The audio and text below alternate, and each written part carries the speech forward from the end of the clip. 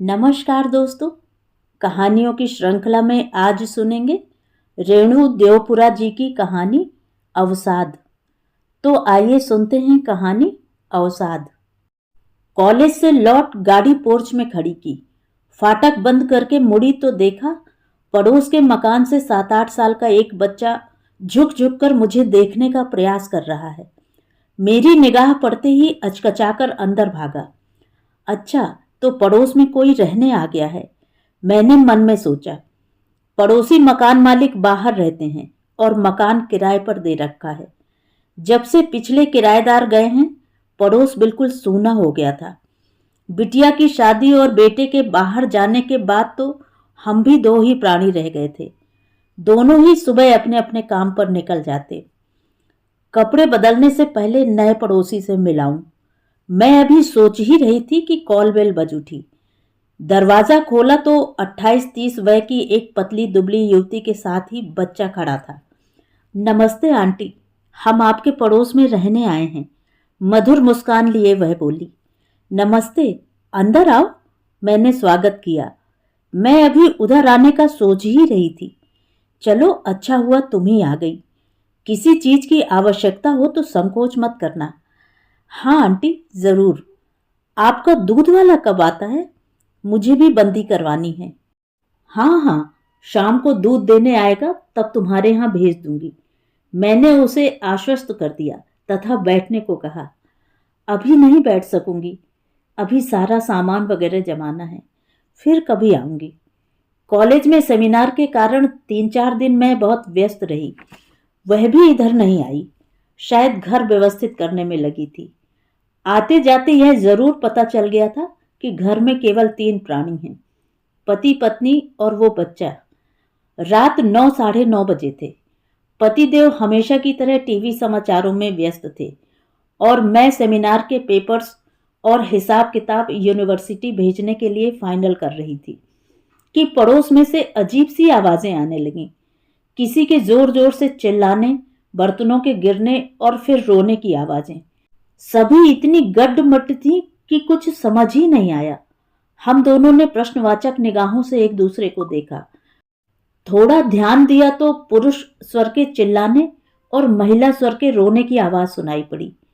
हम असमंजस में पड़े अभी सोच ही रहे थे कि किसी ने दरवाजा खटखटाया। दरवाजा खोला तो वही बच्चा रोते हुए मुझसे लिपट गया। पापा को रोकिए, वो फिर मम्मी को मार रहे हैं, आप जल्दी चलिए। बच्चा मेरी साड़ी पकड़कर खींच रहा था। सामाजिक औपचारिकता मेरे कदम रोक रही थी। मन में असमंजस था, क्या करूं क्या ना करूं। मैं ऊहापोह में थी। आखिर जीत बच्चे के आंसुओं की हुई। वहां पहुंची तो देखा बच्चे के पिता उसकी मम्मी को लातों घूंसों से पीट रहे हैं।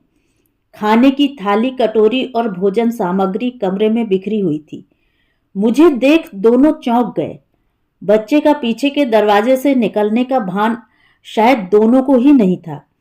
मेरा पहुंचना था कि युवक निगाह नीचे किए कमरे से बाहर निकल गया और युवती आंसुओं की बहती धार लिए सामान समेटने लगी।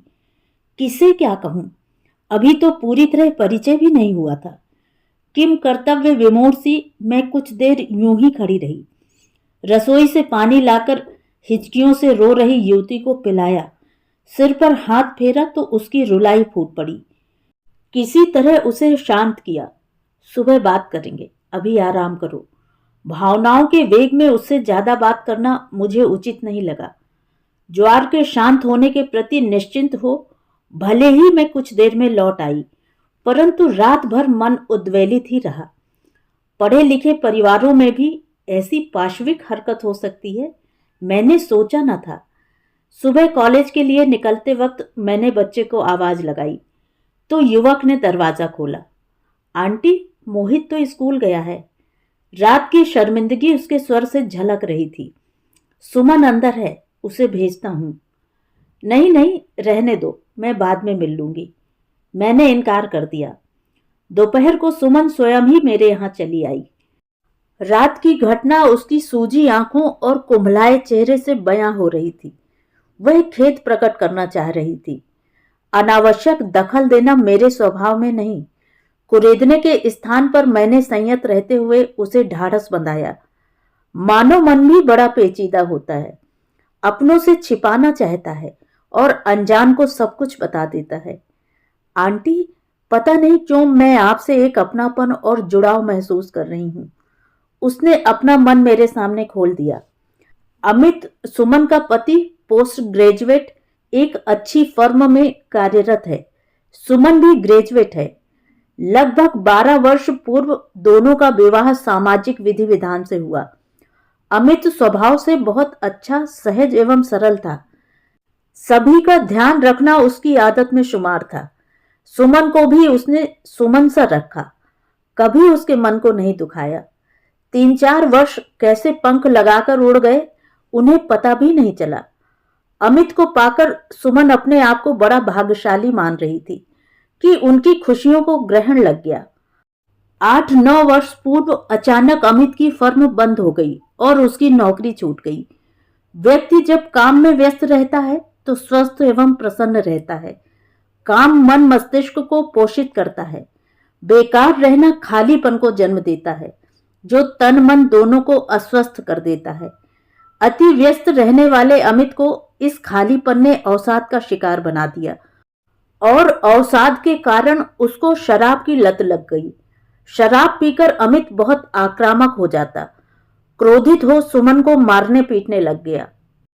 शायद शराब की जलन उसका शरीर बर्दाश्त नहीं कर पाता था। सुमन सब कुछ चुपचाप सहती रही। सोचती थी परिस्थिति की बात है, जैसे ही कोई नई नौकरी लगेगी सब ठीक हो जाएगा। अमित ने कई जगह आवेदन भी किए पर बात नहीं बनी। जैसे जैसे समय निकलता गया उसका अवसाद बढ़ता गया और उसके साथ शराब की मात्रा और आक्रामकता भी बढ़ती गई। भाग्य से एक दिन अमित की मुलाकात एक पुराने मित्र से हुई जो एक कंपनी में अच्छे पद पर कार्यरत था। उसने कोशिश करके अपनी ही कंपनी में अमित की नौकरी लगवा दी। कुछ दिनों की तकलीफ तो सभी के जीवन में आती है। सुमन को लगा चलो अच्छे दिन लौट आए हैं, जब अवसाद नहीं रहेगा तो शराब भी छूट जाएगी। पर ऐसा नहीं हुआ। शराब अब अमित की आदत और कमजोरी बन चुकी थी। जब वो नशा नहीं करता था तो किसी देवता से कम नहीं होता। सुमन और मोहित का पूरा ध्यान रखता, उनकी हर इच्छा पूरी करना अपनी खुशी मानता था। लेकिन शराब का सेवन करते ही वो देवता से दानव बन जाता, अकारण गुस्सा करता, घर की चीजें तोड़ने लग जाता और सुमन को बेतहाशा पीटता था। सुबह जब नशा उतर जाता तो बहुत शर्मिंदा होता, सुमन से माफी मांगता, रात को अपने द्वारा दी गई चोटों पर मरहम लगाता था और सेंक भी करता। मुझे समझ नहीं आ रहा आंटी, मैं क्या करूं? इन सब से ऑफिस का काम भी बहुत प्रभावित हो रहा है। जब नॉर्मल होते हैं तो मैं बहुत समझाती हूँ, मेरी बात सुनते भी हैं। शराब नहीं पीने का वादा भी कई बार कर चुके हैं, पर 2-4 दिन निकले नहीं कि फिर वही रवैया। नशे में कुछ भी भान नहीं रहता, कहाँ मार रहा हूँ, हाथ भी हथौड़े जैसे हो जाते हैं। कभी कभी इच्छा होती है सब कुछ छोड़कर चले जाऊं, पर फिर मोहित का ख्याल आ जाता है। अमित के घर वाले क्या कहते हैं, मैंने जानना चाहा। वे सब भी और इनके मित्र भी सब समझा समझा कर हार गए। उनके सामने हर बात मान लेते हैं। अब हर वक्त तो वे साथ नहीं रह सकते। मैंने एक अखबार में विज्ञापन देख शराब छुड़ाने की दवाई भी चुपचाप इनको दे दी, पर उससे तो इनकी तबीयत बहुत बिगड़ गई। सुमन ने अब तक के अपने प्रयास बताए। अरे नहीं, वे दवाइयां नहीं हैं, वे तो बहुत खतरनाक जहर होते हैं। ऐसे विज्ञापनों के घातक रसायन कभी जानलेवा भी हो सकते हैं। कोई और उपाय करना होगा। भगवान में विश्वास रखो, वो जरूर कोई समाधान निकालेगा। मैंने उसे हिम्मत बंधाई। सारी घटना और वृत्तांत शाम को मैंने अपने पति को बताया। हमने निष्कर्ष निकाला कि अमित एक मनोरोगी है और कोई मनोचिकित्सक ही उसका इलाज कर सकता है, पर उसे वहां तक ले जाना कोई आसान काम नहीं था। ये जिम्मेदारी मेरे पति ने स्वयं ले ली। पहले उन्होंने अमित से परिचय बढ़ाया, उसे अपने दोस्ताना व्यवहार से प्रभावित किया और धीरे से एक दिन अपने मन की बात उसके सामने रख दी। अमित बेटा, हमें ये मानव जीवन बहुत सारी योनियों के बाद और भाग्य से मिलता है।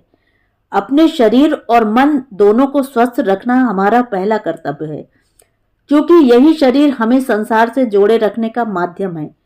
मैंने तुम्हारा मन पढ़ा है, जो बहुत कोमल है। तुम्हारी एक बुरी आदत सब कुछ बर्बाद करने पर तुली है। ये तुम्हारे शरीर को भी खोखला कर रही है। अंकल, मैं भी शराब छोड़ना चाहता हूं, पर क्या करूं? पता नहीं मुझे क्या हो जाता है। तलब होती है तो मैं कमजोर पड़ जाता हूं, फिर कुछ नहीं सूझता। अमित ने अपनी मजबूरी बताई। अच्छा, कल अगर मोहित बड़ा होकर यही सब करेगा तो तुम्हें कैसा लगेगा? लोहा गर्म देख उन्होंने सीधा प्रहार किया। नहीं अंकल, ऐसा नहीं हो सकता। मैं उसे शराब की छाया से भी दूर रखूंगा। ये आंतों को जला डालती है। मैं ऐसा हरगिज नहीं होने दूंगा। अमित बौखलाहट में बड़बड़ा उठा। तो फिर तुम्हें अपने आप को बदलना होगा। मेरा एक मित्र है, वो इसमें तुम्हारे लिए मददगार रहेगा। कल हम उसके पास चलेंगे, इन्होंने प्यार भरे आदेशात्मक लहजे में कहा। अगले दिन दोनों इनके मनोचिकित्सक मित्र के पास गए। उन्होंने 2-3 सप्ताह अमित को मनोवैज्ञानिक ढंग से समझाया। कुछ दवाइयां भी उसे दी, जिससे उसका मनोबल बढ़ सके। कुछ प्राणायाम भी उसे बताए। धीरे धीरे अमित को ठीक लगने लगा।